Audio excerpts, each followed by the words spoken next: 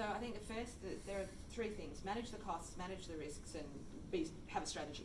And I put the strategy last because I know it's the hardest, right? So firstly, manage the risks. We've spent a lot of the time today talking about risks, which was the language in the title for this session, so I think we've probably fulfilled on our statement of works today. So we talked a lot about risk, and you do need to manage the risks, and they are coming at us and you and your organisation from many, many different directions.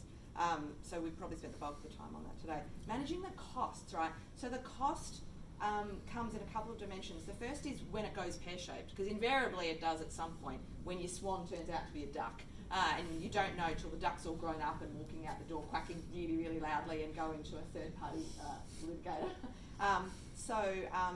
So understand, and there's a business case around the costs that arise in HR and procurement when it blows. Because we know when it blows, it becomes the most urgent thing that an organisation has to deal with, because it's a discrimination claim or it's class action or it's a subpoena. But also the costs of, there's an opportunity to optimise in this area. So, and this goes to the strategy as well.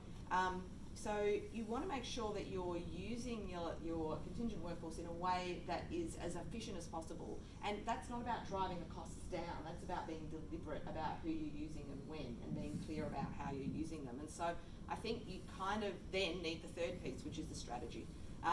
So ideally, your organisation should have a very deliberate and strategic approach to contingent labour, which should sit alongside, dare I say it, an industrial relations or employee relations strategy for your organisation, which goes to hygiene around agreements, payroll compliance, best practice, all those sorts of things. The two do need to sit together, and to do that well, you need your HR, your procurement, your strategy and your risk. And so I think that to the extent that you are able to push in your organisation for that holistic approach, that is actually when your organisation will both be managing its risks and optimising the costs as well as you possibly can.